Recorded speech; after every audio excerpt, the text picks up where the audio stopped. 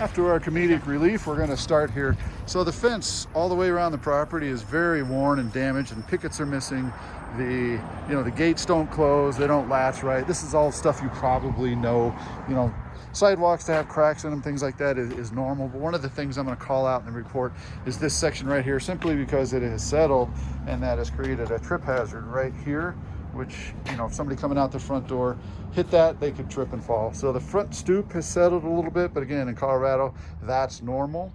We do recommend that these window wells here, you have covers put on them, and then on these downspouts, you need to have extensions that brings the water away from the house, because right now any water that comes out of these gutters, which by the way are clogged, or comes out of these downspouts, is going right next to the foundation, and all it does is just sit there and gather water.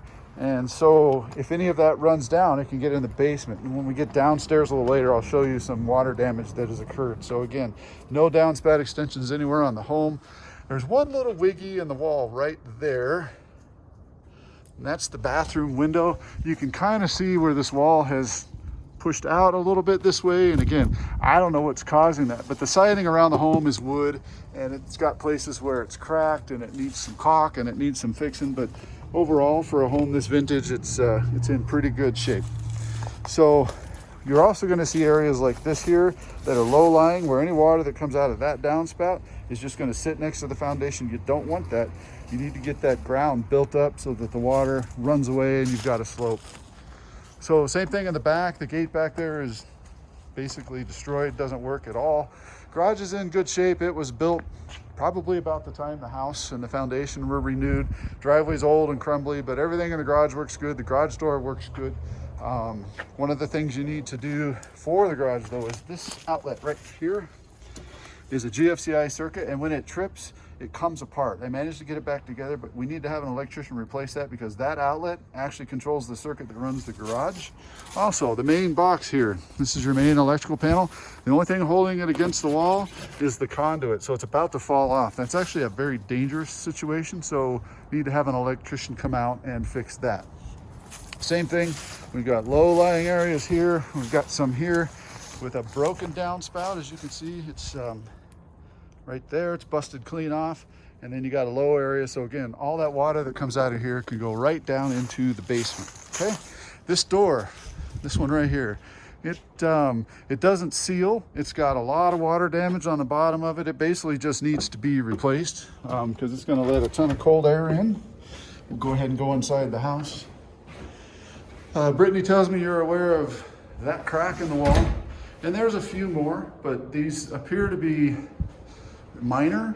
They don't look like they're major settlement or structural cracks.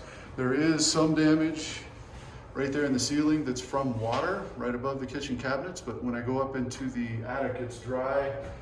There is one brace that is disconnected in the attic that needs to be fixed, and all this stuff will be in the report, but for the most part, it's all in good shape. The floors are, we call them worn and weathered, and there's some obvious water damage from them. That's what this is, but you can get that fixed. There's a lot of missing screens. The windows are difficult to operate, so they just need to be serviced. And then you want to caulk around them, like all these areas in here. You want to run a bead of caulk through there to keep all the cold air and the moisture and everything else that might come in out. So the home has some smoke detectors in it, but they're all very old and yellow, and so every smoke detector in this house should be replaced. The upstairs bathroom, it's got some issues here by the tub. You can see water damage in the walls and the corners here, so it just needs some caulk and some grout work, but for the most part, it's in pretty solid shape. The plunger works, but doesn't seal, so it doesn't help you a whole lot. We get all the lights in that room.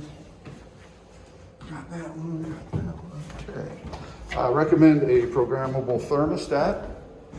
So you can probably see another crack across the ceiling. You can see them in the walls. A home this vintage, it's not unusual to see that. Your attic access is right there. And again, insulation in the attic, there's some items probably from when the home was rebuilt at some time that is up there, and they've smashed down the insulation and moved it around. So my recommendation is going to be get all the junk out of the attic, have some insulation added, and then redistribute the insulation that's up there, and it'll help the house seal much better.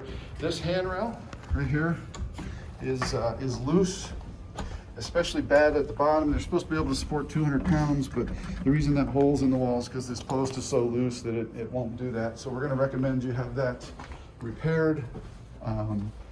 You know, the carpeting, obviously you can see what's going on with that. It's in pretty bad shape. You can also see signs of water damage along the baseboards in several areas in this basement. The place they're most prevalent is below the 2 windows on the west side. So in here, you can see a lot of water damage running along the base. That right there is your main water shut off. Anyway, I'm going to recommend that you have a water and mold abatement person come in and take a look at this to see if any kind of work needs to be done to tear this stuff out before it's fixed. And I'll show you another spot, but while we're here, that ladder, this egress window is an escape hatch in case there's ever a problem. I do not think that ladder would perform. It's all folded up, so I would recommend you replace that ladder as well. So same kind of condition over here at the bottom of the window. Again, screens missing and stuff, but you can really see some damage to the wall and to the baseboard. And then you can also see something that looks kind of like a mold-like substance. We don't call it mold because I can't test and verify that it is, but the possibility, because of all the water damage that we see coming in from the windows here and damaging the wall and getting down there, it's possible. So that's where we're going to recommend, again, a mold/water abatement company take a look at that. This deal in this closet is what is called a lift pump. It's not a sump pump. Any water that runs down here in the basement for the bathroom or for the laundry goes into a well, and then this pump pumps it into the sewer because the sewer is actually higher than the basement. Okay, this bathroom, everything works great. Same kind of deal. The stopper doesn't work. You need to do some grout and caulk repair around the tub and all that, but it's functional for the most part. The laundry room. Again, I'm going to recommend that you clean this dryer vent only because I don't know how long it was there. Everything else seems to be set up pretty well. The water heater is not functional. It needs to be replaced. And honestly, I'm not sure they can sell a house in Colorado if the water heater doesn't work. Brittany would have to answer that question for you, but I've heard that before. That's like one of the requirements to buy a house. So take a look into that. Probably to have a loan on it. Yeah. This is the return air duct for the furnace for the basement.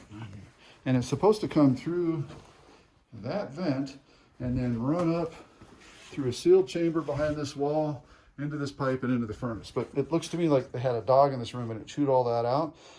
This is a major item to me only because this allows the furnace to grab all of the air from inside of this room instead of inside the basement. And because it burns fossilized fuel, it's not designed to do that. It's supposed to be grabbing the air from the other parts of the house. This is the fresh air supply for it, but it's right next to that. Anyway, long and short, have that cold air or have that air duct return fixed. The furnace is from 2005.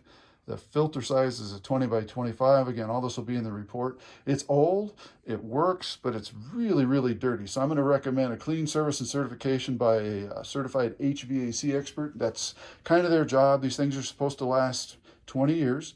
So it's getting up there, but it still works. It'll make sure you get as long a life out of it by having it serviced as possible. So again, that's the majors on this house.